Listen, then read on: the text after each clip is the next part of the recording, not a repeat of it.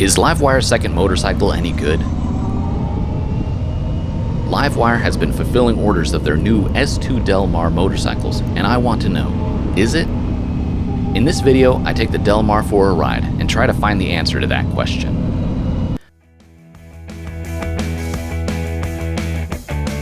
So join me and check it out. We'll go over the specs, the feel, the charging, the range, and the technology.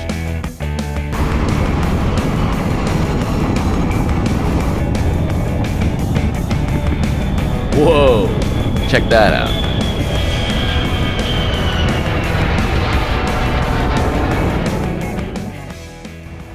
Alright, so I'm back at LiveWire Pacific Beach in sunny San Diego, once again to take advantage of the LiveWire demo tour. They were letting people ride the Del Mar and the One electric motorcycles over a recent weekend. If you follow my channel, you may remember that about 10 months ago I test rode the LiveWire One and I got to sit on the Del Mar in this very spot. I've been looking forward to giving the Del Mar a go ever since. I went on the first day of the demo tour and the place was pretty lively. Lots of people, motorcycles, and food. There was quite a buzz all around.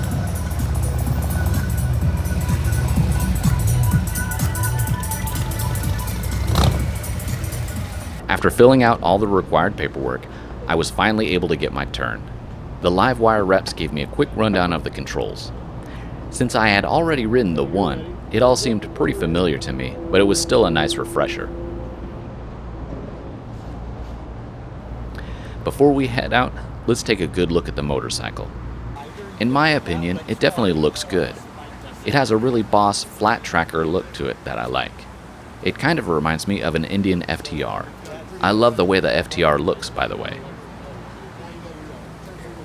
The fit and finish of the Del Mar was nice. It looked to be designed and put together thoughtfully.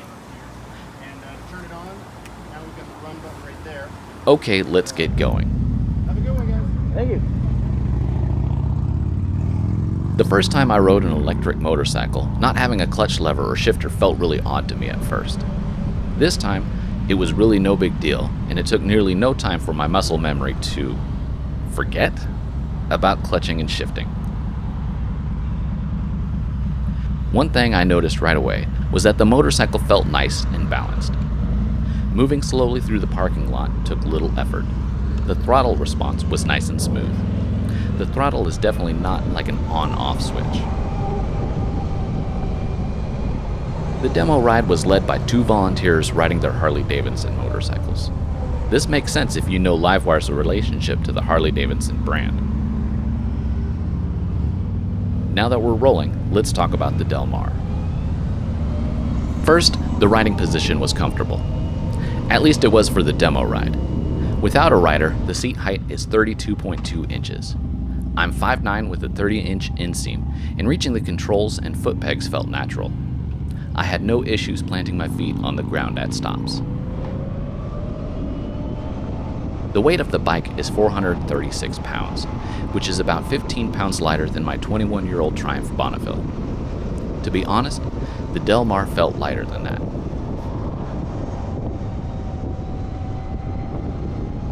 Now, how about the power? It has 84 horsepower and a crazy 194 foot-pounds of torque. Its top speed is 103, so we're not talking superbike top speeds here, but it goes from 0 to 60 in 3 seconds flat.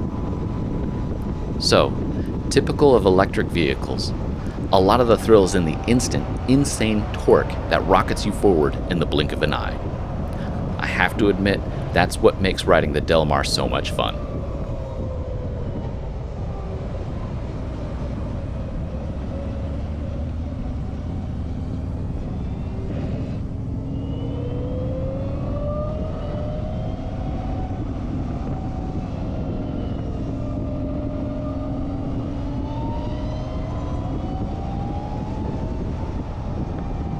Okay, so this is an electric vehicle, and that means that we have to talk about range and charging times. LiveWire lists 5 different ranges on their website, and that's because so much of it depends on what type of riding you're doing. Pure city riding, you're going to get 113 miles. pure highway riding at 55 miles per hour, you'll get 70 miles. To me, this would be like riding a 2-lane country highway. Pure highway riding at 70 miles per hour, you're going to get 43 miles. This is like riding on multi-lane interstates and freeways. If you combined your city riding with that 55 mile per hour highway riding, you're going to get about 86 miles. If you combine that faster highway riding with the city riding, you'll get 62 miles. I believe what this means is that where this motorcycle is going to shine is in the urban and suburban environments. You're going to get the most range in situations where you're using the regenerative braking and trying not to fight wind blast at sustained high speeds. In the location where I live, Southern California, San Diego, I think this motorcycle would work really well for getting around.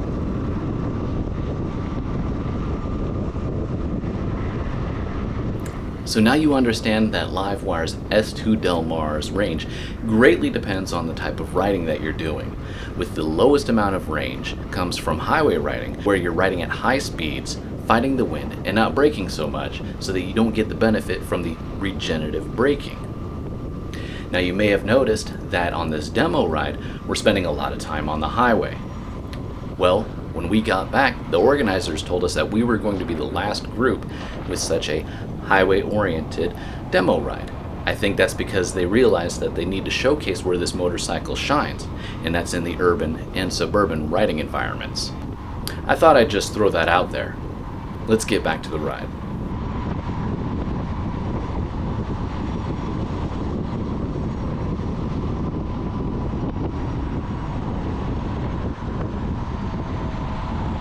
Alright, now that we have all that range talk out of the way, let's talk about charging. The Del Mar supports level 1 and level 2 charging. It has a J1772, also known as a Type 1 connector, or J-plug. When using level 2 charging, it'll charge to 80% in 78 minutes and get to 100% in about 2 hours and 20 minutes. Using level 1 charging, it will charge to 80% in 6 hours and get to 100% in just under 8.5 hours. If you don't know, the level 1 charging is by using your standard 110 volt outlet that's in everybody's home. So with that, I feel that level 1 charge time really would work well for a lot of riders. This isn't an EV you need to think about having electrical work done to your garage when you buy it. Personally, I like that. Plus, the amount of time it takes to charge using just that standard outlet, it definitely could get a full charge overnight while you're sleeping. There's definitely a lot of technology packed into the Del Mar. It has 4 different stock rider modes: Sport, Road, Range, and Rain. It has a 5th option, Custom, in which the rider can choose the performance parameters, traction control, and ABS settings that they want.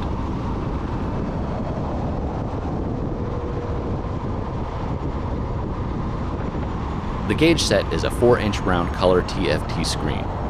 It has Bluetooth connectivity so you can connect it to your phone's comms and navigation apps.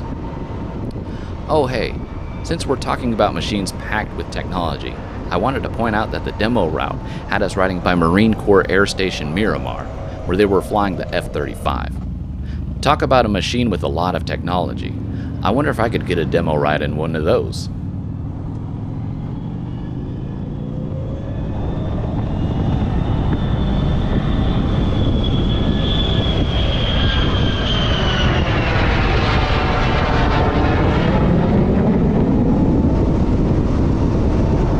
The Del Mar has safety technology baked in as standard.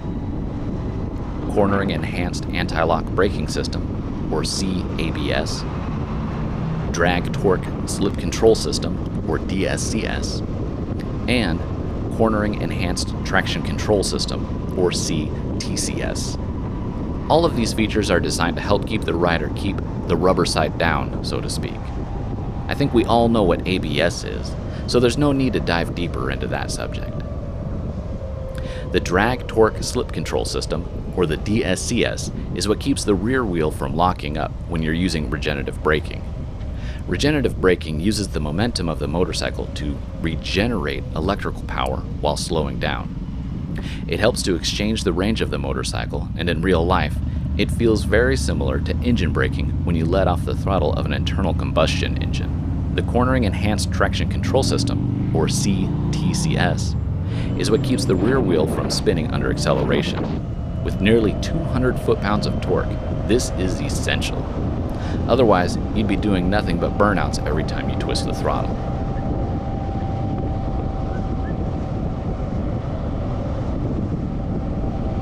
If you're still watching, I'm going to assume that you're enjoying this video. If you are, please subscribe to my channel so it can grow. Also, hitting the like button and leaving a comment helps me convince YouTube that more people should see this video. Thank you.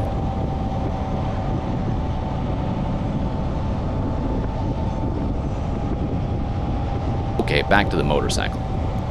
When you buy a Del Mar, the motorcycle itself comes with a 2-year unlimited mileage warranty. The high voltage battery comes with a 5-year unlimited mileage warranty.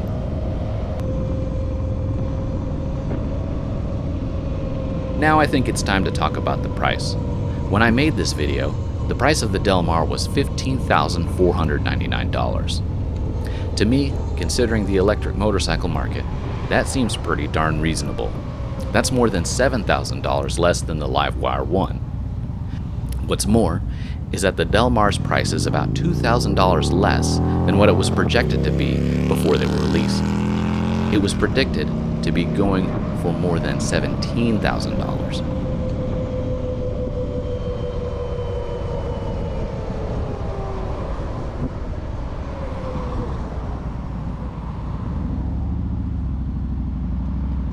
And with that, we made it back to LiveWire Pacific Beach, and I had to give the motorcycle back. Now that the ride is over, let me tell you my thoughts. First off, this motorcycle looks good. I love the way it looks. It might not be for everyone, but I do like it. Second, it's fun. There's just something really fun about all that power and effortlessly accelerating.